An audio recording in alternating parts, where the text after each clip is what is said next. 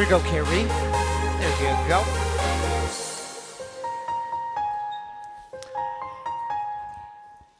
All right, good evening, everyone, and welcome to Free. I'm Ryan. I'm the pastor and executive director here. So good to have you all with us tonight. Welcome to all of you joining us online. We're glad you're part of this community. To give you a reminder, this is a community for addicts, loved ones of addicts, and spiritual refugees. And what we do here is break the silence of addiction and create space for healing, recovery, and spiritual connection. And there is always one thing we don't do. You can shout it out on the count of three. If you're online, you can shout it out from your living room or a treatment center, sober living house, whichever state you're in, you just shout it out. 1, 2, 3. We don't do shame. Speaking of shame, no shame in this, but y'all do know it's not actually 7 o'clock right now. It's 8 o'clock because we lose an hour tonight. Don't forget to set your clocks for, what is it, spring forward. Spring forward tonight is what we do. All right, y'all, a couple things you might want to know about. First, if you're new here, if it's your first time with us, we'd like to say welcome to you. We have a welcome badge just outside this door. It's got some free swag in it and some fresh roasted wagon coffee in it, which will be the best and freshest coffee you've ever had. It is roasted by Tammy Cannaday in the house with wagon and roasted like last week or the week before? Fresh roasted, best coffee you're ever going to have. Checks in the mail, right? Okay. Hey, there's also a Connect card in there if you want to be connected with us more, if you want to be on the newsletter, if you're looking for ways to volunteer, hit us up there. We would love to connect with you. A couple other things you might want to know about. Our next Sober Open Mic night is on May 28th, which is a Thursday night. Not May. March 28th, which is in just a couple of weeks. If you haven't been to those, highly encourage you to come. It's all kinds of fun. This room totally fills up. The cafe is open. It's a good time. If you've never been, performers take the stage. They're often new in their recovery, and they're taking the stage for the first time being sober, which can be a bit scary, so they're stepping into that fear. And if you're not performing, we get to cheer them on. And man, we have some great performers that come to this, great artists, so highly recommend it. Thank you to our sponsors, CARE, Colorado Artists in Recovery, and the Hornbuckle Foundation for sponsoring these events. We are very grateful. The next thing I want to let you be aware of is we have a job readiness program coming here led by Kristen St. Peter. This is going to take place the last Monday of every month, 3 p.m. to 5 p.m. in the cafe.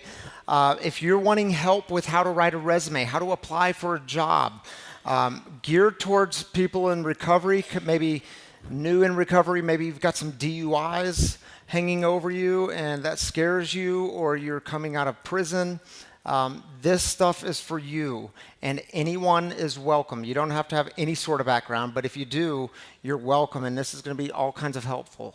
So really grateful to bring job readiness the last Monday of every month. One more thing I want to say to y'all before I say another thing. How's that?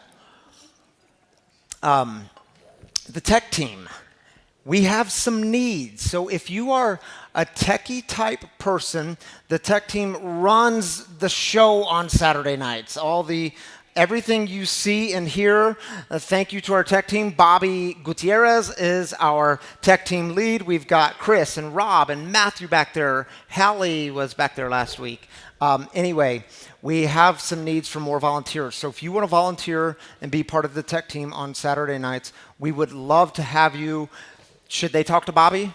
Please see Bobby. He would love to fill you in on what the needs are, but a simple, awesome way to be connected in this community to give back to volunteer. So if that's you, hit him up. Now, have I ever told you the story of the rabbi from Krakow?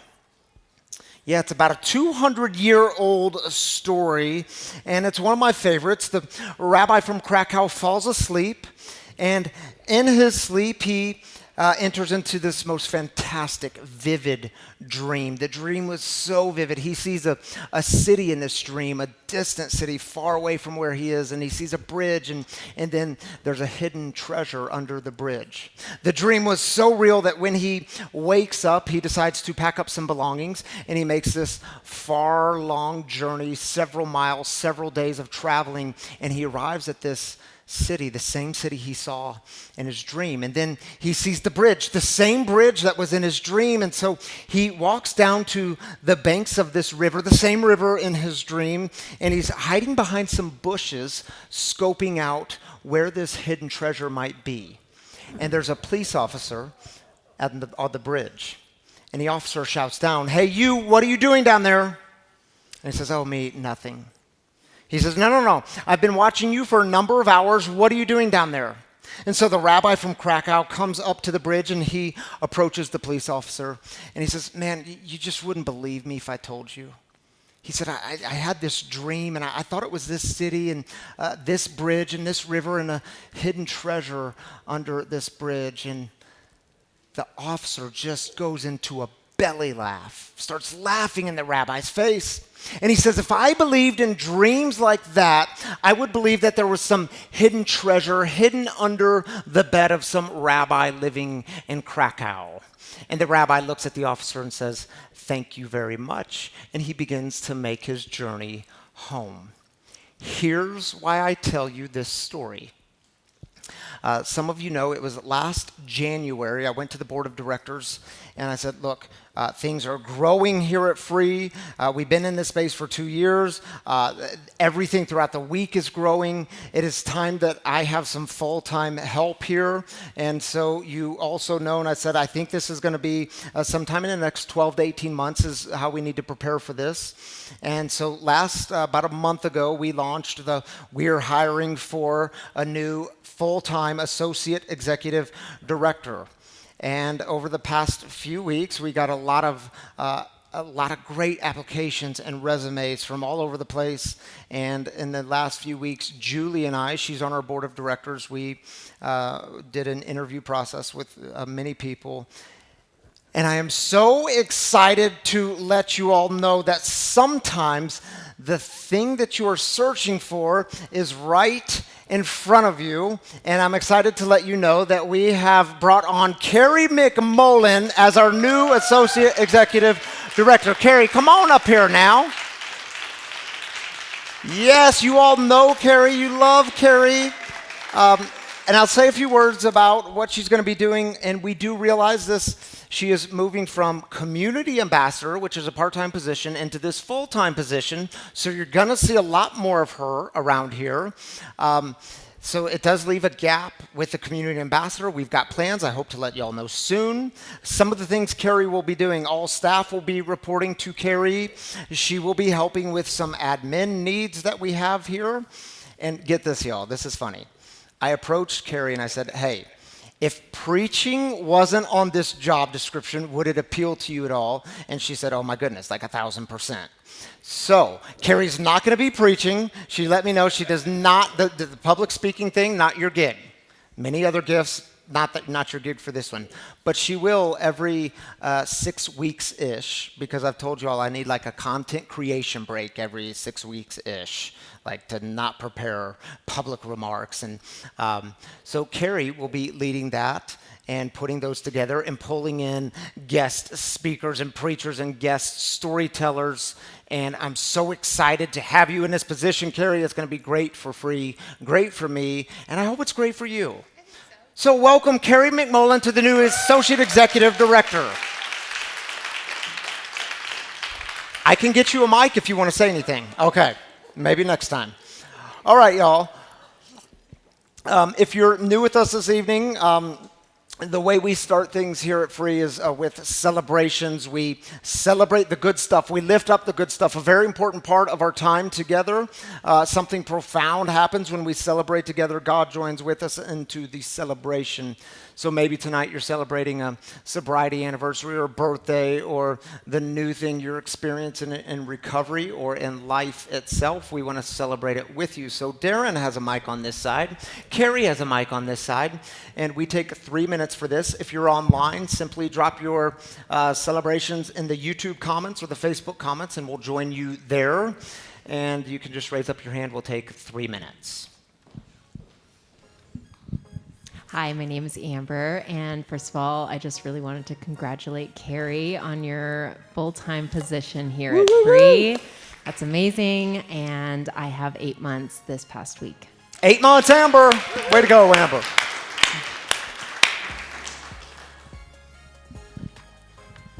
My name is Sarah, and I just celebrated 5 months. 5 months. Way to go, Sarah. Big stuff. I'm Matthew. I'm an alcoholic addict. On Tuesday of this week, I accepted a job offer to go out to Oahu, Hawaii, and do photography and videography work. All right, congratulations, Matthew. Don't stay too long, though. We need you back here. Yeah, that's a heartache, not a celebration. Congratulations, Matthew. And I'm Melanie. I'm an alcoholic, and I celebrated my 90 days on Friday. 90 days, Melanie. Congratulations.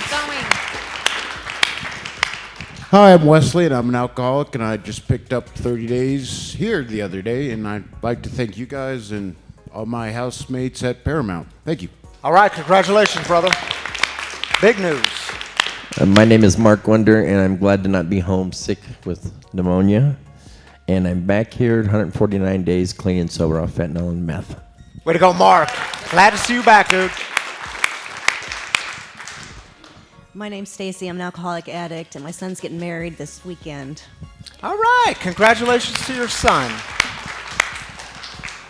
Very cool. My name's Michelle. I am 2 weeks sober today from meth and alcohol. All right, way to go, Michelle. My name is Lisa. I'm an addict, and I am celebrating a new position at Dog Star Recovery. All right, congratulations. My name's Jack. I have 8 months sober from opiates, and I just hit 60 days clean from gambling. So, hooray for that. Yeah. Way to go, Jack. Glad you're here.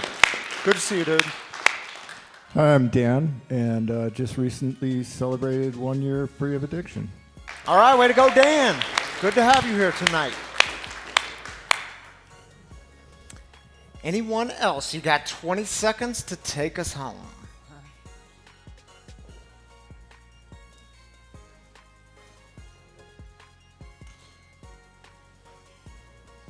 Okay, thank you, Carrie and Darren. I'll take that one from you. I'm actually going to pass it off to Tammy. Tammy Canaday will be joining me up here to celebrate with our online people. Where's our Hawaii friend? Who? Matthew? Yeah, Matthew, He's I in need the you to back. bring some green Kona beans back, okay? Look at her working the market here. But if you're there, bring back some beans. That's yeah. right. I'll come find you. All right. Juanita says, just wanted to say hi to everyone from my recovery community. I'm 125 days sober from meth. Feeling accomplished. Yeah, there you go, Juanita. Congratulations. Frank says, Frank from New Jersey celebrating 60 days back and sober. Way to go, Frank. Awesome, Proud Frank. of you, man. Big Good stuff. to see you. Congrats. Hey, Steph. She says, celebrating a huge completion. I finished writing a 150-page book today. Wow. All right. A work of fiction I started this year. I just sent to my editor. This week I attended a meeting with my son for the first time. Way to go, Stephanie. Lori says, hey, free peeps. Had 2 years sober Wednesday. Love y'all. Happy 2 years, Awesome, Lori. Lori. Hey, Kai. She says, celebrating 358 days free of fentanyl. All right. So if I'm doing the math right, if she stays clean and sober, that means next week is going to be 1 year? Is that right? Is that right? We're not very good at math. Kai, you correct us if I'm wrong. I think next Saturday is 1 year. That's Hope you're here amazing. to celebrate. Is it your turn? No, it's my turn. My turn. Vicky says, praise Brett, sober 6 years. That is Way a to go, praise. Brett! Awesome, Brett. Woo-woo! All right, lots of celebrations. Thank you, Tammy. Okay, so some of you might know that we are in our final week of this series we've been doing called Reset. We started with reset your speed, reset your faith, reset your priorities, reset your recovery. We were supposed to do reset your relationships a few weeks back, like on week 2, but you might remember we got snowed out that night. So tonight we're going to reset your relationships. Jeff Koch is back with us in the house as our guest storyteller. You're going to hear from him in a few minutes. And tonight it's about resetting your relationships.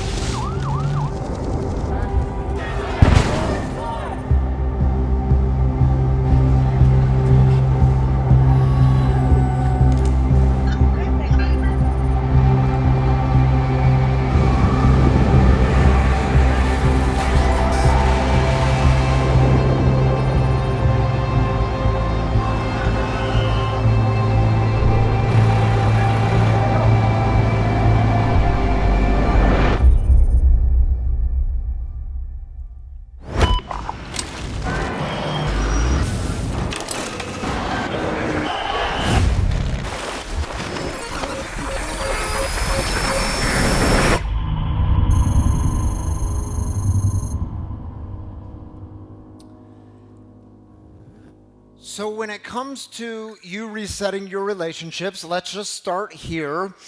Relationships with other human beings can be difficult. Some of you have relationships in your life that you care deeply about, and yet you cannot figure out for the life of you why they're so hard, why they're not working. And I would remind you, there is no such thing as healthy without intentionality. That good and healthy relationships don't just happen, we have to be intentional with them. And maybe you're here tonight or you're watching online tonight and you're like, man, I have been following God. I've been working my recovery. I am on the path that I believe the universe has set out before me. And at the same time, you're like, yo, God, why are these relationships so hard? I thought it was going to be easier and better, and these relationships are hard. Why are things so hard? Well, here's the truth, y'all. Maybe it's a good time to reset some of your relationships. And I would ask you this question: what things do you need to give up so that reset is actually possible? Because this is real life. Is it true? We expect all our relationships to just constantly move up and to the right. Instead, what we get is a bunch of squiggly lines. And here's the deal. If you were perfect and they were perfect, then yes, it's true. Maybe all your relationships would just move up and to the right. But here's the thing. You ain't perfect and they ain't perfect, which means relationships can be hard and messy, even with the people you love the most. So you might need to reset your perspective, because there is no such thing as healthy without intentionality. I would suggest being intentional about you giving up perfect.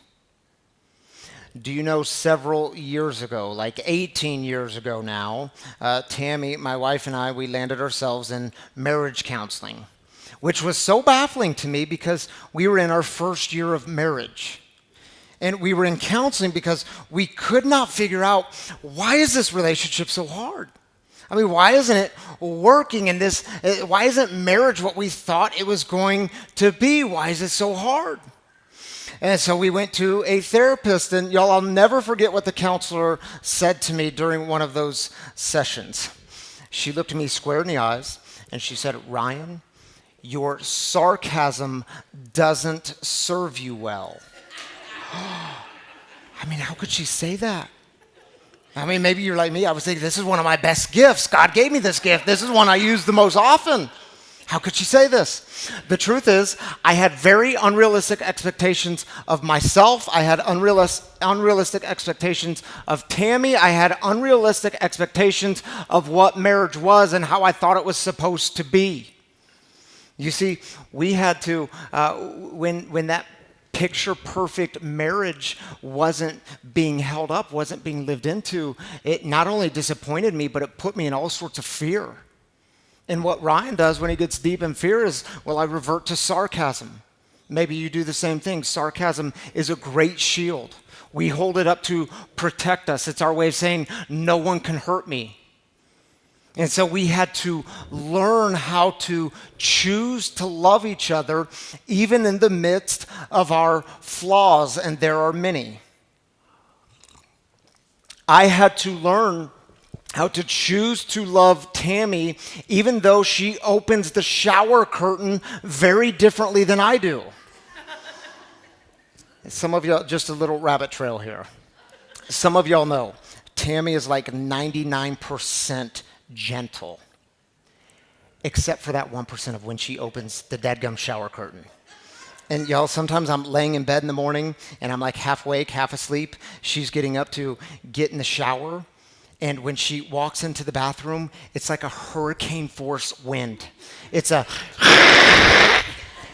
and I'm like, oh my goodness, it's loud and it's rattling. And every morning still I think, why does she have to open the shower curtain that way?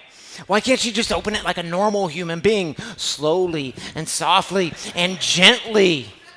I don't know why she opens it differently than I do. I know I have to give up trying to convince her of the right way of opening the shower curtain, because the truth is, if you want good and healthy relationships in your life, you are going to have to change your perspective. Because is it true? Nothing changes if nothing changes. You have to get out of the game of trying to convince other people. So I would say to you, be intentional about trading in perfect for love. Now, we are the best interpreters of other people's actions, aren't we? Oh, we're good at it. Because the thing is, if you offend me, well, you're just a bad person. You're evil. You're wrong. You're mean. Oh, we love to judge other people. Is it true? If I offend you, if I do something bad, well, hey, I made a mistake, all right? And I have a reason for this. Let me explain the reason, and you just need to cut me some slack here. Where's the grace here? You know, just a few days ago, I was talking to our 13-year-old daughter, Selah, who's sitting right over there. And she is, no lie, she's like the spiritual guru in our family. She's got wild spiritual intuition. And I said to her, I said, baby, I'm going to be giving a message on resetting your relationships. I said, what's the one thing you think people need to hear when it comes to relationships? 13 years old. She said, oh, Poppy, that's easy. I said, really? She said, forgiveness. Because if we don't have forgiveness, we don't really have relationships, right? Mic drop from a 13-year-old. Now, we have talked many times here at Free about what to do with the big things, the big offenses. What do you do? How do you handle the betrayal, the abuse, the things that happened or were done to you? What do you do with infidelity? We've talked about the big things. What does a process of forgiveness look like? And it is a process of letting go so that you can breathe again, so that you can actually be free. Tonight, I'm not talking about those big things. I'm talking about what about all the little offenses done along the way that can just keep relationships stuck. I love the way the author of Ephesians puts it. Ephesians is this New Testament letter. It's a short letter. You can read it pretty quickly. It was written to the first century church in this city called Ephesus. And the author says it this way. I love this. He said, therefore I, a prisoner for serving God, beg you to lead a life worthy of your calling. For you have been called by God. Always be humble and gentle. Be patient with each other, making allowance for each other's faults because of your love. You have been called by God. And if you're sitting here right now and you're saying to yourself, well, I don't know if I've been called. No. If you are even toying with that question, you've been called by God. What are you called to? Humility, gentleness, patience with each other, love, which means, y'all, you are not called to proving that you're right. You are not called to getting back at someone or settling the score. You are not called to attending every argument that you are invited into on social media. You are not called to voicing your opinion every time you feel offended. We are called to love, and love will always be the highest calling you can live into. And I'm convinced that love always does these three things. First, love gives the benefit of the doubt to others. Second, love says being in right relationship is more important than being right. And third, love admits you might not always know the full story. You might not always know. I know you feel offended, but you might not know the full story. You know, when I was 16 years old, my brother Brandon, who was 3 years older than me, he made the decision on his own will that he was going to go into treatment because he battled this disease of drug and alcohol addiction. Made the decision to go into treatment. And I'll never forget how I felt that day. There was a part of me that felt very happy because his addiction brought a lot of pain and chaos into our family. And then there was this other part of me that felt very offended. Wait a minute, you just get to create this chaos and pain, and then you get to leave and go get healing, but meanwhile we're left with all the residue of this pain and destruction and chaos. Just a few days ago, my mom, she screenshotted me a picture of a letter my brother wrote to me when he was 2 months into treatment, and I'm so glad she kept this letter. She sent me a picture of it, and I want to share just the first paragraph of his letter to me that he was 2 months into treatment. He wrote, "Hey Ryan, how's it going down there? Thanks for that cross you gave me. It means a lot to me, and I keep it in my pocket every day. Hey Ryan, I'm sorry for all the years I ignored you and treated you like crap. It really hurts me deep in my heart that I couldn't be a better example for you like a big brother should. Ryan, I don't hardly ever show it, but you're very special to me. And I'm sorry for being so selfish and only caring about getting high all the time. I thank God that you still care about me after the way I treated you. I hope you can find it in your heart to forgive me because I'm a new person now. Ryan, I thank you for being an example to me and giving me so much support. You are a big part of the reason I cared enough to come here. I know one little letter doesn't make up for all these years, but it's a start." And 25 years later, and those words still speak. And some of you know that shortly after that, a couple of years after that, this brutal disease of addiction took him from this life. And you know, when I was 16 years old, I did not know. I didn't know the story of trauma and addiction. I know it now. I'm a recovering alcoholic. I know that story. When I was 16, I didn't know. In that moment of reading this letter that I received from him, what I thought were big offenses all of a sudden had a way of becoming smaller offenses. In that moment, something inside me opened up. It shifted. Something deeper happened. And my love for him grew. And see, what I now know is when we replace ego and judgment and impatience with love, we're able to overlook some of those offenses. And no, it is not about becoming a doormat. I know we think, well, if I overlook the offense, then I'm just a pushover. It's not about that. It's about knowing who you are and who you're called to be, and that love will always be your highest calling. I love how a proverb puts it. Do you all know about the Proverbs? They're found in the Old Testament or the Hebrew Bible.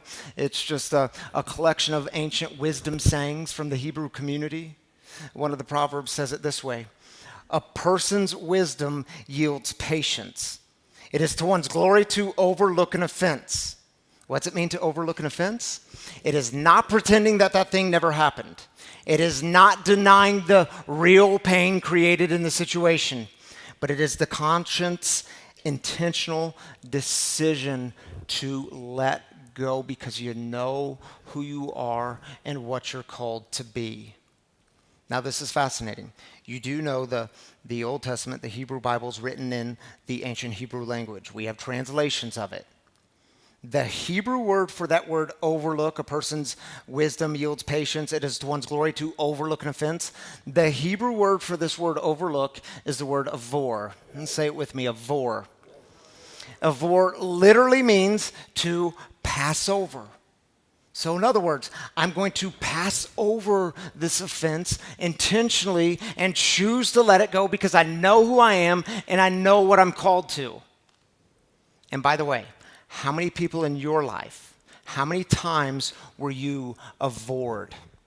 How many times did people overlook your offenses?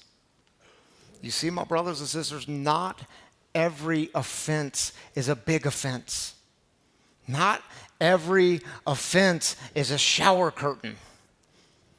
You see, we're good at making small things big things. We're good at turning molehills into mountains. We're good at trying to pole vault over mouse turds, and you don't have to do it. There's a better way. You can practice giving others the benefit of the doubt. You're going to have to probably walk through some conflict, walk through that situation, but practice seeing the other person through a lens of grace because you might not always have the full story.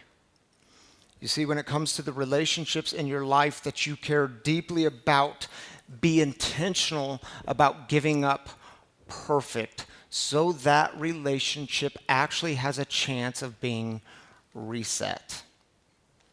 And I want to shift the conversation in closing for just a moment.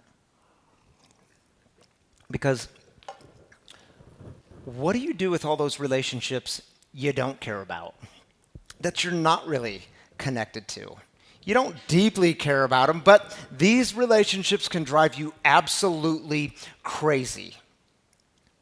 Yeah, see, every relationship is your teacher, even the negative ones. When it comes to the negative ones, you don't have to hate these people. You don't have to resent them. You don't have to fester on them, but you might have to change your perspective because if nothing changes, nothing changes. It was a few years ago now. I was listening to a podcast by one of my favorite spiritual teachers. His name is Rob Bell, and he gave me an image, like he did this podcast for me. He gave us an image that I think it was so ridiculously simple and yet profound, and it gave me the language to put to all this stuff, and I've shared it with you. It's been a long time ago, but I want to share it with you again because it's worth revisiting. Everyone has North Stars in their life. The people who inspire you, the people you aspire to be like, the people who have shown you a better way to live. Maybe these have been teachers along the way or mentors or maybe even sponsors in your life. But you also have those people who will provoke and irritate you. And they too are your teachers. But they are not North Stars. They are South Stars. What's a South Star? Something that guides you because it's backwards. Its light guides you in the exact opposite direction. Those people that just, something about them, every time you see them, you're like, whatever they're doing, that's what I don't want to do. Whatever comes out of their mouth, that's how I don't want to live. And I would ask you, can we find inspiration, energy, and guidance in all the South Stars, all the negative, all the stuff that frustrates you? Of course, you can find it in the North Stars. They're everywhere. But what about the South Stars?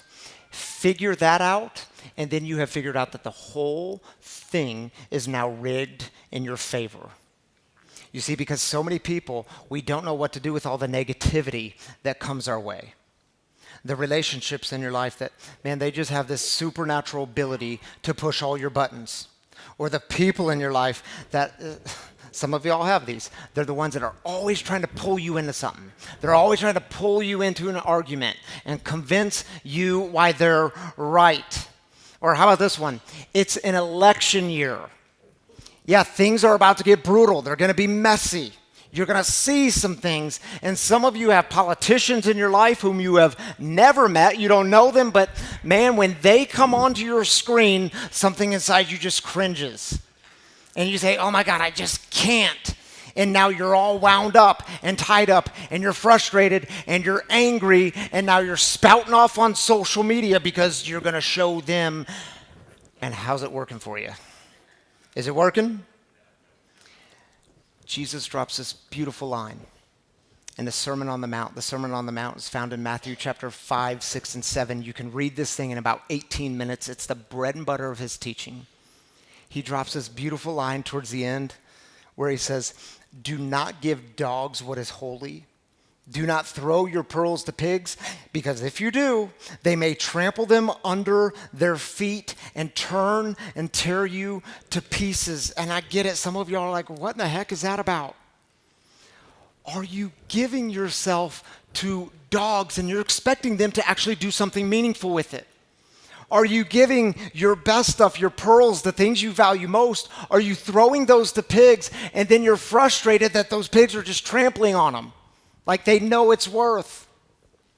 In other words, not everyone is worthy of your energy. Stop trying so hard to win them over. Because see, you're on a different path. And the things you're about won't even make sense to them, but everyone is your teacher.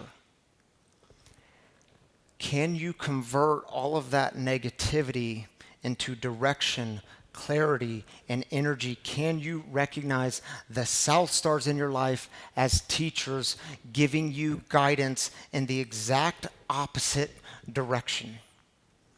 And I'll close with this. In my experience, you cannot do it with resentment attached to it. Put your recovery first. Do you want to stay sober? Do you want to stay happy? Do you want to stay healthy? Resentment, what's it do? Man, it keeps us stuck. It keeps us going in circles. It keeps us fantasizing about how we're going to get them back, how we're going to settle the score. It will always keep you stuck, and it will keep you busy defining yourself about with everything you're against rather than all the things you stand for. You see, the problem is the South Star has shown you what you don't want to be, but I would ask you, have you found a better way? You know, one of the biggest resentments I had to confront when I got sober was the religious culture of my young adult years. Man, I had to do work around that. Because, see, I was so angry that a religious institution taught me who to hate, starting with the gay community. Man, I was so angry that a religious institution taught me that doubt and questions were bad. And I was so angry that a religious culture taught me how to focus on reward and punishment, that if I'm good enough, God's going to reward me with something very great in the end. If I'm too bad, then God's going to punish me with something great in the end. And for years, anything that resembled evangelical fundamentalism, man, it just made me squirm, and it brought up all this anger and grief. And for many years, I could tell you what I was adamantly against, and I would try to convince them to see it my way because resentment was attached. But you know, when I started actually working my recovery and working the 12 steps, especially that fourth step, and it was producing something different in me. It was allowing me to ask a different set of questions. Like, how can this shape me? How can my past shape me? And how is this culture, this institution, these people, how are they actually my teachers? It helped me ask a far more important question. Not what am I against and can I convince them, but who do I want to be and what do I want my life to actually look like? You see, my brothers and sisters, is it time to reset some of your relationships? those people in your life that you care deeply about. And man, it's hard. You can't figure out why the relationship's not working. I would encourage you to give up perfect. It is not serving you well. Practice making allowance for each other's faults because of your love. And for those south stars in your life, the ones that just drive you absolutely crazy, and you just want to turn and walk the other way. Yeah, reset those relationships by converting all that negativity into direction and clarity and energy so that you can actually produce some good in the world. And remember, if nothing changes, nothing changes. So I want to play a song for you. It's by one of my favorite artists, C.H.E.F. Anyone know C.H.E.F? Yes! C.H.E.F wrote a beautiful song called If You Want Love. And the next words are, you're going to have to learn how to change. So this is C.H.E.F. I encourage you to, during this song, take a moment and reflect what relationships in your life need some resetting. What things do you need to give up so that reset is possible? And how are you going to change along the way? This is C.H.E.F.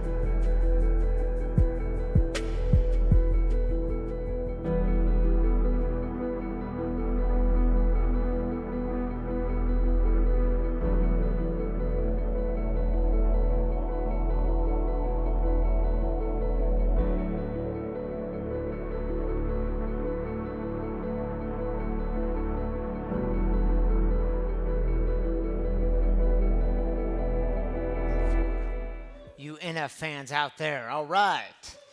Hey, if you are new with us this evening, if it's your first time here, you should know that every single Saturday night we have a guest storyteller in the house to share with us some of their experience, strength, and hope around the topic at hand. And some of y'all know this guy, Jeff Cook, but I can't wait for you to get to know him more. And if you don't know him at all, well, you're going to get to know him a little bit tonight. A few words before Jeff joins me up in the living room. Jeff has been in recovery, working recovery, since about the year, since the year 1999. And Jeff is, he's the founder and executive director of a really cool organization called C.H.E.F, culinary, oh man, I had it so right. What is it? Oh, yes, because it's an H afterwards. Culinarians helping entrepreneurial folk. And what makes this so cool is Jeff has geared this thing towards people coming into recovery, maybe those folks coming out of prison, and he's giving them a second chance, a reboot into getting some job skills through the culinary arts. And he's doing such cool things with that.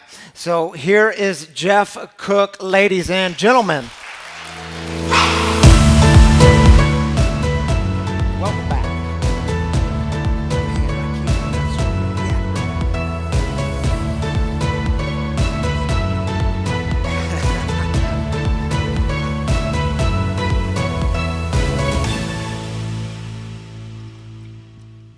Jeff, the lights are bright, aren't they? We need some shades up here.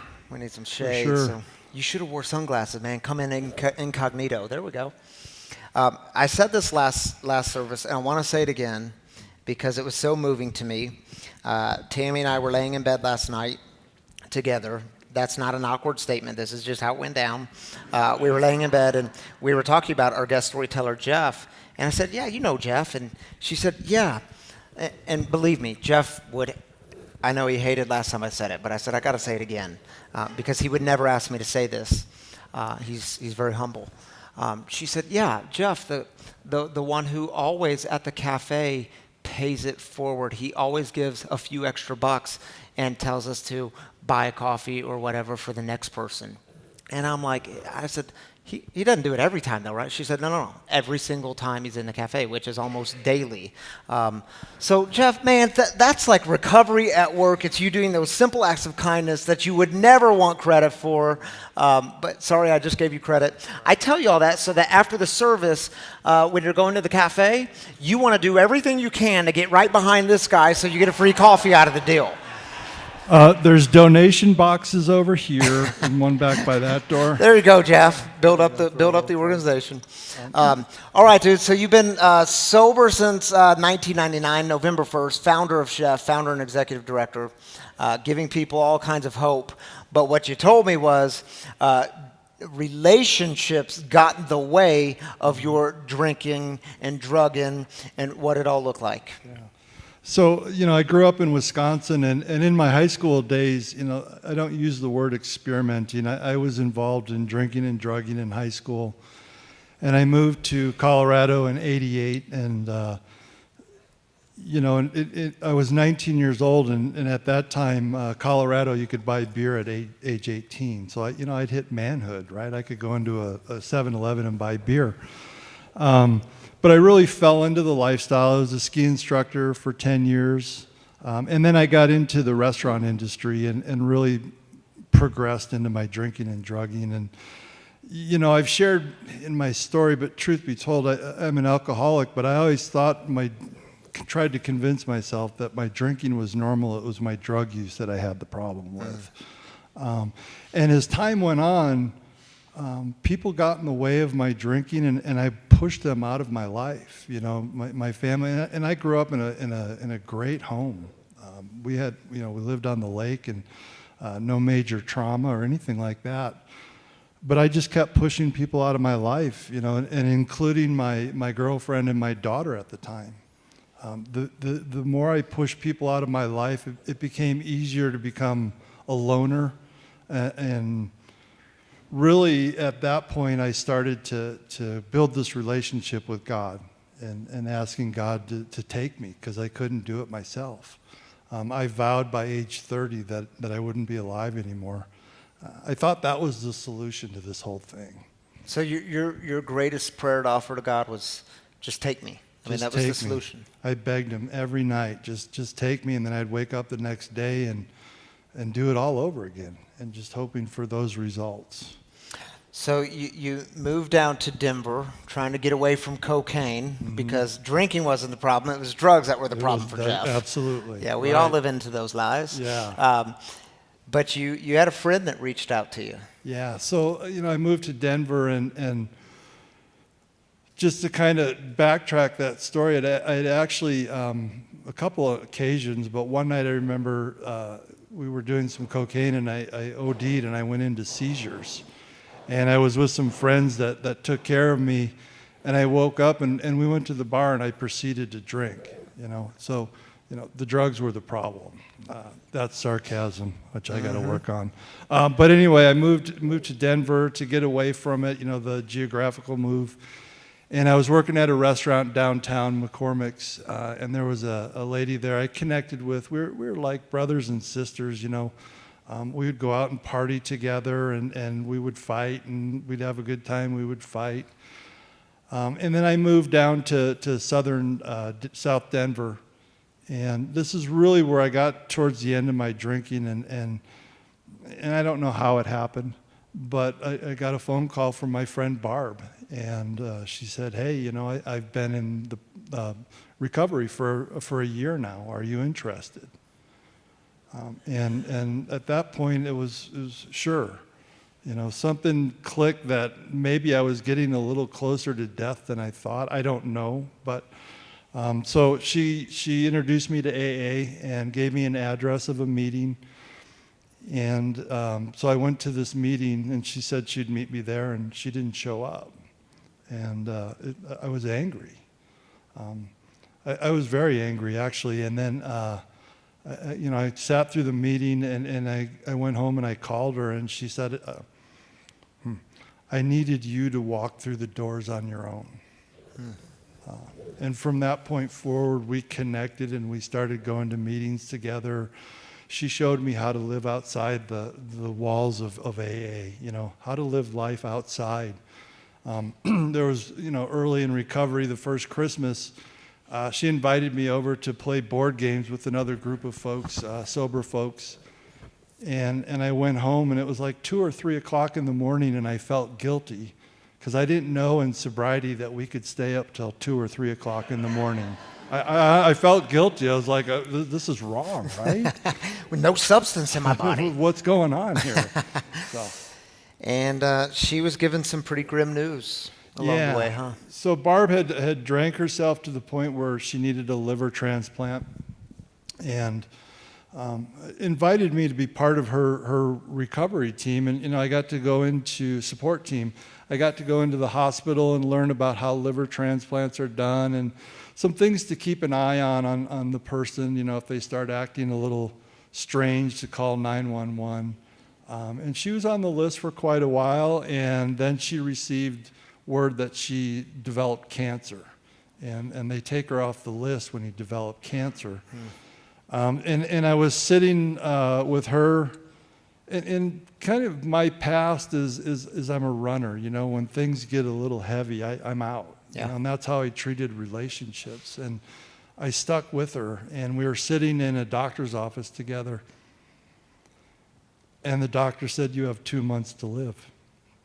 And I can't imagine what she was feeling, but and I can't describe how I was feeling, but it was devastating. Here, this person that I used to party with and fight with and have fun with, and then get into recovery together and learn how to live life, is going to leave. And as some time went on, she looked at me and said, from a dying woman's lips to your ears, enjoy life because you never know when it's going to be gone. And I've taken that to heart today, 22, 23 years later. Yeah, man, you never know. So in your recovery through that journey, what it looked like for you you had some resetting to do in your relationship, lots of relationships, but with your relationship with God. And what did that look like, and what does it look like today? It's not just a one-time reset, right? We constantly reset. What it look like for you?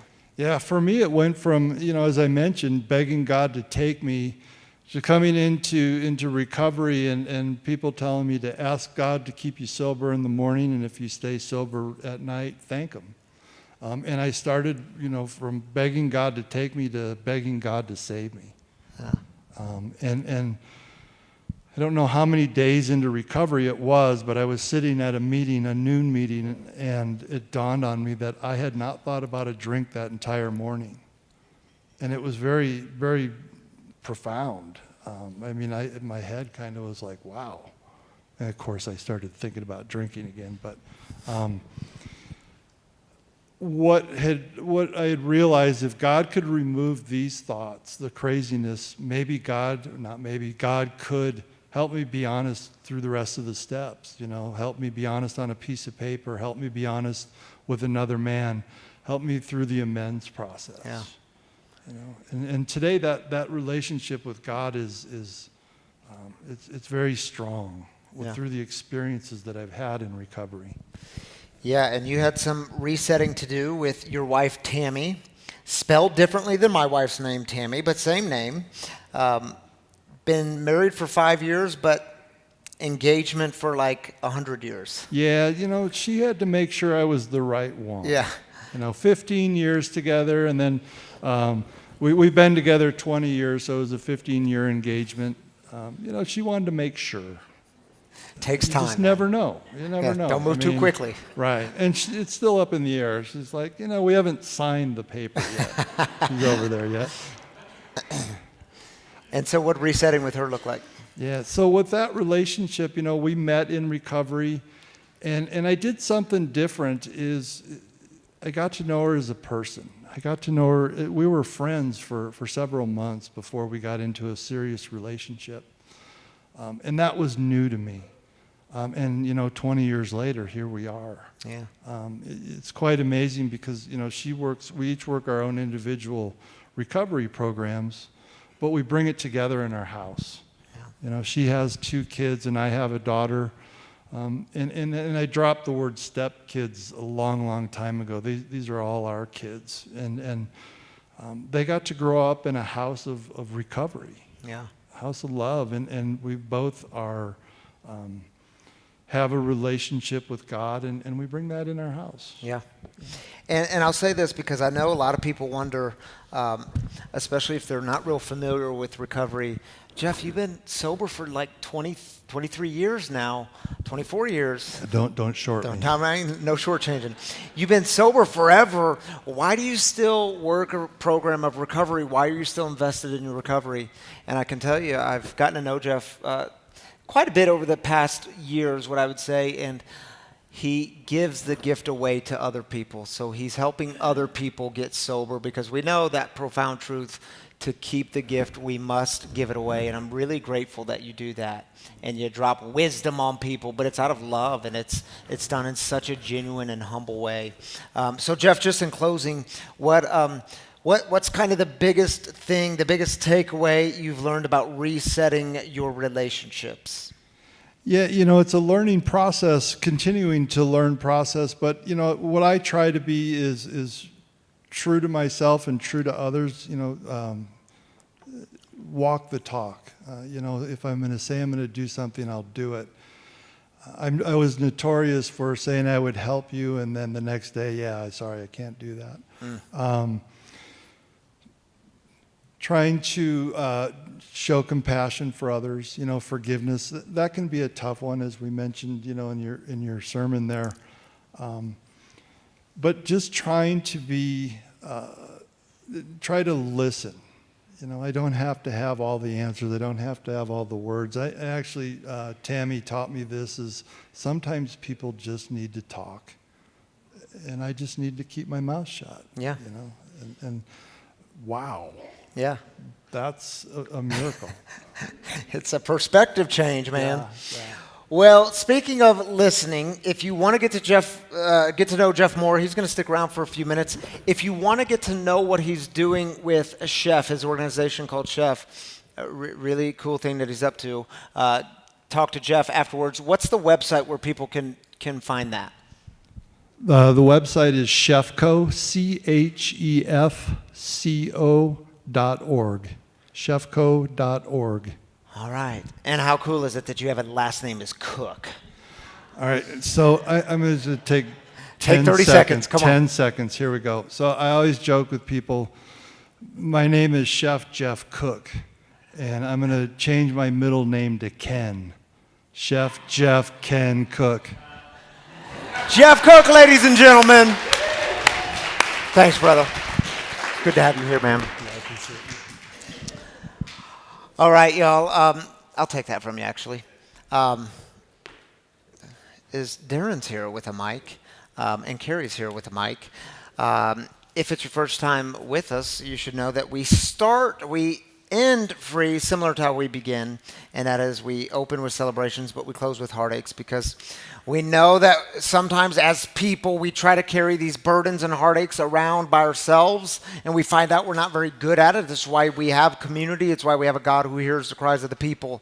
So maybe you're carrying a burden today, and simply by putting words to it, it's a way to ask for encouragement, prayer, lifting up. If you need that tonight, we take 3 minutes for this. Just raise up your hand if you're here. And if you're watching online, you can drop those heartaches in the YouTube comments or the Facebook comments, and we will join with you there. We'll take 3 minutes. I'm just praying that I continue to walk in faith and not in fear. It's been a really rough month this time, coming up on 5 months, but after 10 years of being with my now husband, it's been really rough, and we're just trying to make sure we work things out, and it's been a real big struggle, and the message was amazing tonight, and I just hope that I can continue to reset, and it's really what I needed to hear. All right, brother. Prayers for you, Mark. Glad you're here.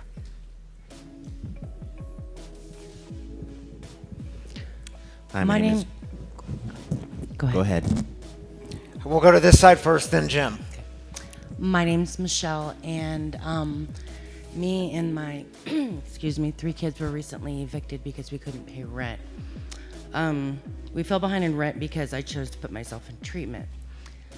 So I did really good over 90 days, and then I relapsed for 2 weeks, and actually got angry with my treatment because it was a great experience, West Pines, and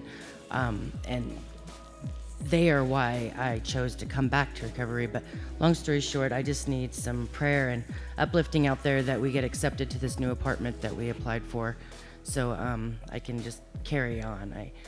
I feel like I failed in my recovery, but I'm proud that I came back, and I've been sober for 2 weeks, no matter what. There you go. We have ahead of us. So yeah. Just prayers, please. Thank you. Prayers for you. I'm glad you're here. Prayers for your family. Hi, my name is Jim. My mom unexpectedly this Wednesday decided it was time to go home and be with Jesus. And she was my dad's total caregiver, and Dad's been in the nursing home for 11 years. So my prayer for him is that I already told Dad it's okay to go, and hopefully he'll go as quickly as he wants to be with Mom and Jesus. Yeah. Jim, prayers for you, buddy, and safe travels tomorrow. I know you fly out tomorrow. Prayers for your family.